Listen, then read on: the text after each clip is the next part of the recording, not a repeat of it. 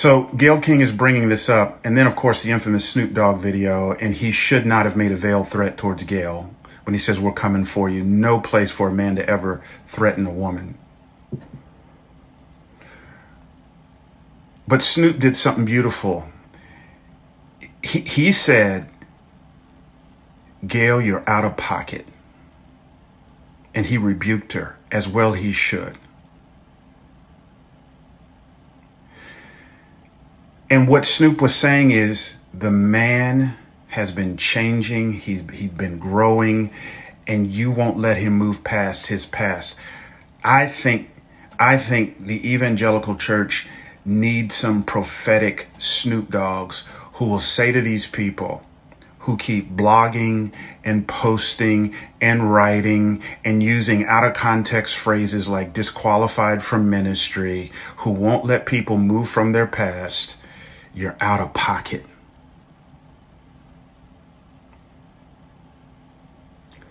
When I heard that my friend died, my immediate thought was, evangelicals were an accomplice to his death. And we got to stop talking a good game when it comes to grace. And we got to start living this thing. God bless you.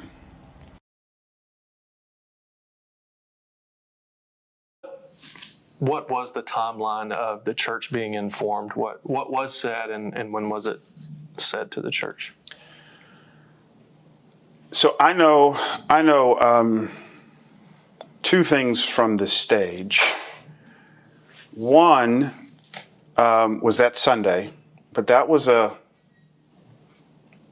Rick Trotter's no longer with us. Okay.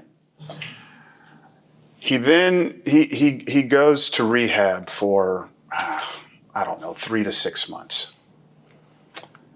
So this happens February 4th. You'll forgive timing. I want to say August, when he's out of rehab. Now again, we'd exercise church discipline. He is removed from our church. Removed. August, he says, I want to confess what I've done. And we said, fine. And we had him write a statement that meshed with elder approval, in which he named what he did. I don't know exactly what was said, but for sure, he talked in some detail about what he did. And he did that before the church. And we did not restore him to vocational ministry. In fact, we made it clear he could never work there again. We did restore him to membership.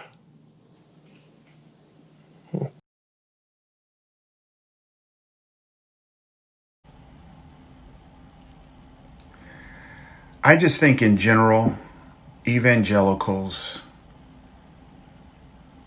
and please just give me the freedom to just say this, and I know it's hard. We just stink at grace.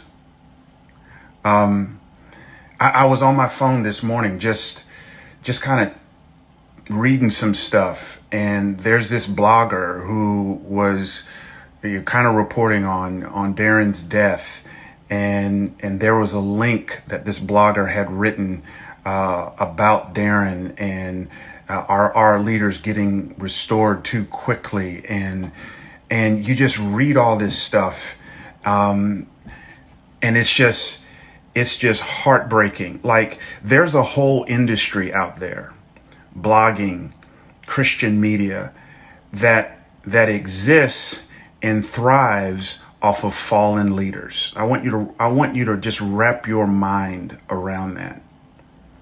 And I could call the roll. I could name names. And man, the Apostle Peter better thank God that he wasn't around today. That brother wouldn't have made it to Pentecost. He would never have preached at Pentecost. I mean, can you imagine some of these people seeing Peter around the charcoal fire, denying Jesus 3 times? They're on their iPhone, they're videoing, they're uploading that thing onto YouTube. That thing goes viral. I mean, Peter never would have made it to Pentecost. And I'm glad Jesus wasn't an evangelical.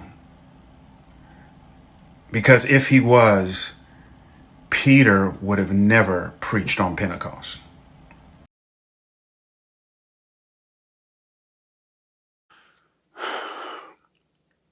I think the good thing, Seth, in all of this is that while a part of me, you felt this thing of, man, I just want to close the book. I just want to move on.